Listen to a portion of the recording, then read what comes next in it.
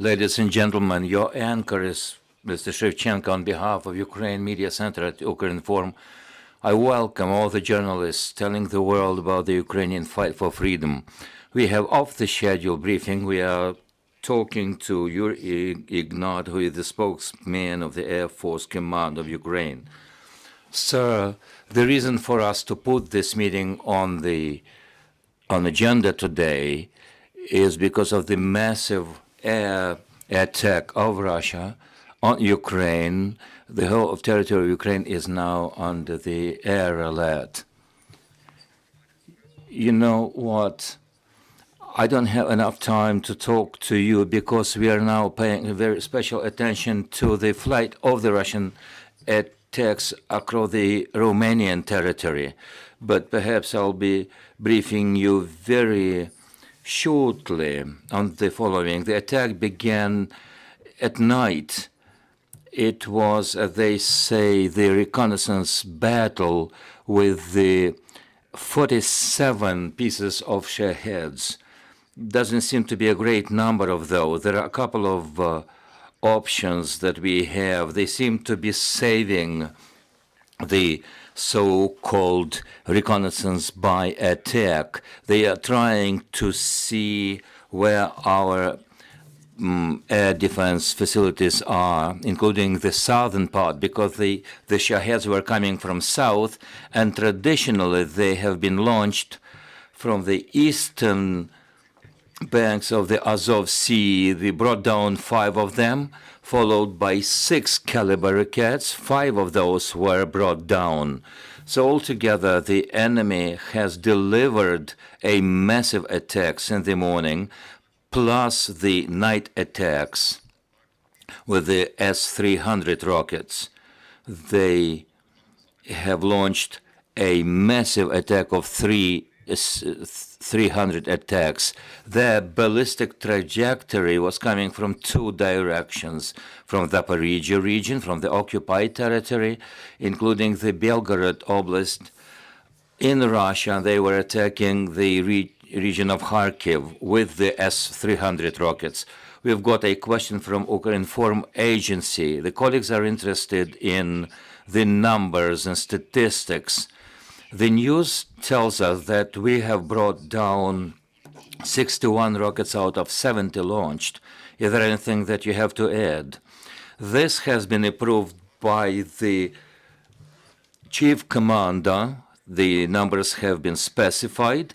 There are objective numbers, 61 out of 71 rockets, and this does not include the nightly attacks by S-300. We are talking here about X-101 and other X-type rockets that were launched from the aircraft in the area of Volgodonsk in the Russian Federation. They launched also the caliber rockets from the region of the Black Sea, from the frigate and one of the submarines. They launched these cruise missiles, and we were tracing through our radars these trajectories of rockets from Moldova over Romania.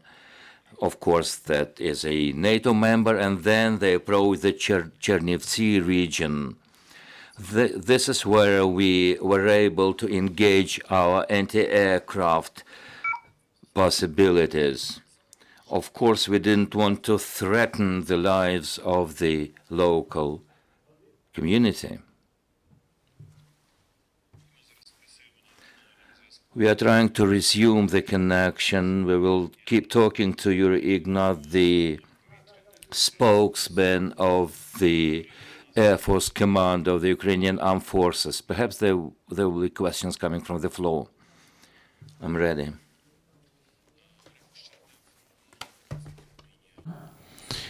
As I saw, the Romanian authorities denies that the missile was flight over the Romanian territory. Maybe if there are some, I don't know, proofs, some traces, some radar traces that may confirm or not that that caliber missile flew over the Romanian borders. The Romanian authorities said that the closest point was about 35 kilometers from the border, Romanian border. Maybe this thing has to be clarified in the near future.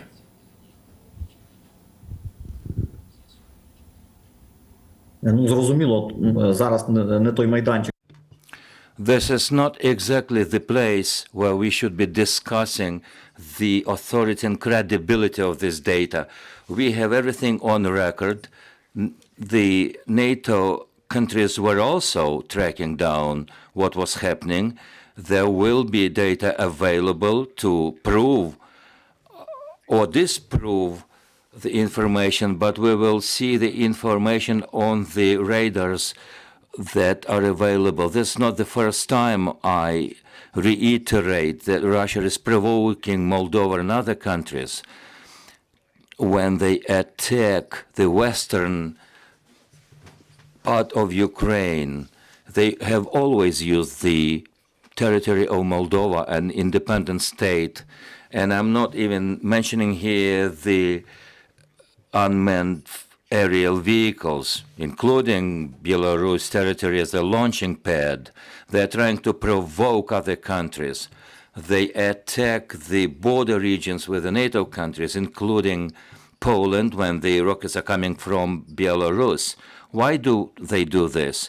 Perhaps they know that Ukrainian air defense will reply and respond. We will defend our population and the critical infrastructure facilities. Then the fragments.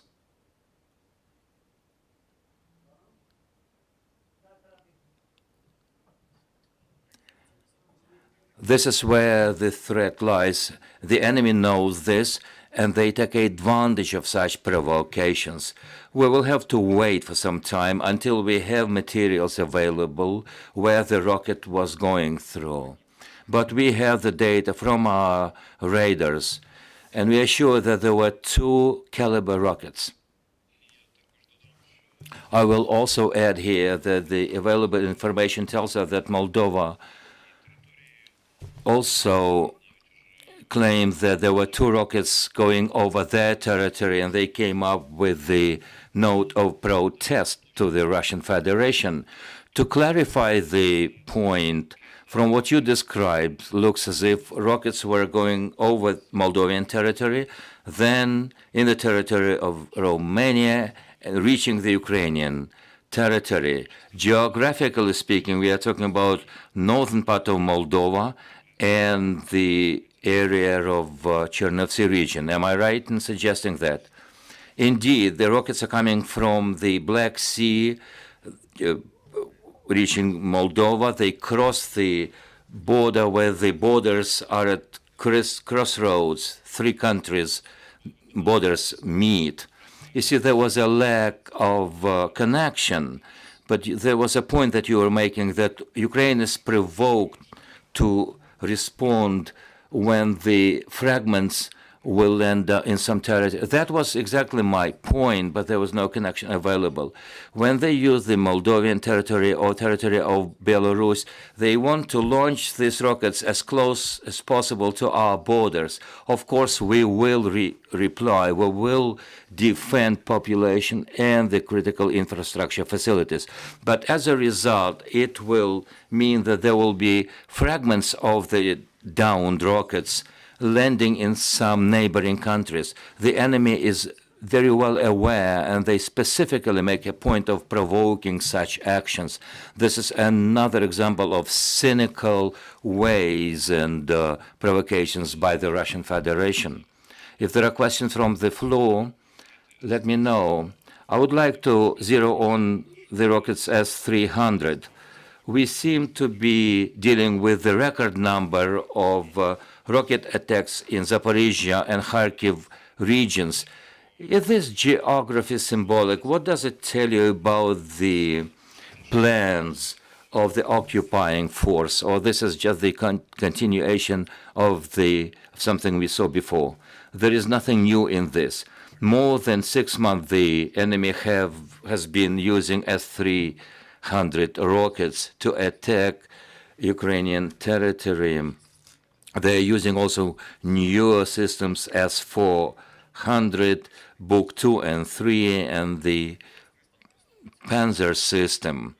In the border line in Kharkiv region and other borderline regions, they use S-300 rockets. They seem to be saving high-precision rockets, ballistic rockets Iskander, and the X-101 and other X-types caliber rockets. They are saving these for longer range. They seem to be having now 2,000 rockets S-300 available according to our intelligence, and their range is up to 100 kilometers, and they know that we will respond, and they launch these rockets on the ballistic trajectory. They know that the longer the distance, the less the precision is. That's why we end up with civilians being targeted and buildings where civilians live are victims, but they will be brought to accounts at some point in the future. My question is about the training of the Ukrainian pilots abroad. There is information available. Some Ukrainian pilots are now going through the mastering class of fighter jets, or we hear something about the launch of such training programs in the near future. How will this beef up and cement Ukrainian Air Force? The pilots are ready to set off, are ready to master, are ready to use these new weapons. Of course, the final decision has not been made yet on whether Ukrainian will receive a multi-purpose fighter jet that will be a major aircraft in the arsenal of the Ukrainian armed forces. They're being trained, but the final decision is on what kind of fighter jets will be delivered. There are some positive and pessimistic news here. The issue here is not that simple. Our pilots used to be in the driver's seat, as it were, in the post-Soviet craft. We are now talking about NATO aircraft, and it also implies the new ways of command structure, because they will be receiving commands from ground, and it has to do with the Ministry of Digitalization.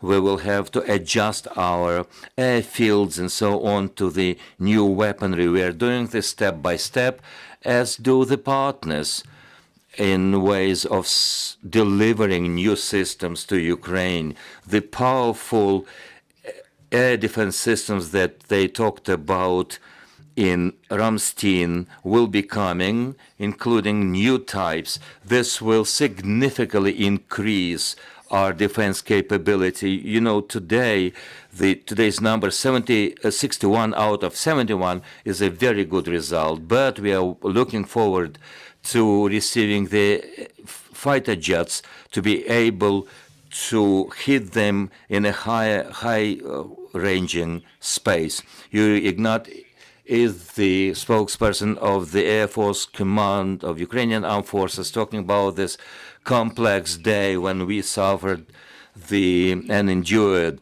the air raids from Russian Federation. The air alarm is still on. Thank you very much, sir. Journalists are invited to keep track of our agenda. Stand with Ukraine.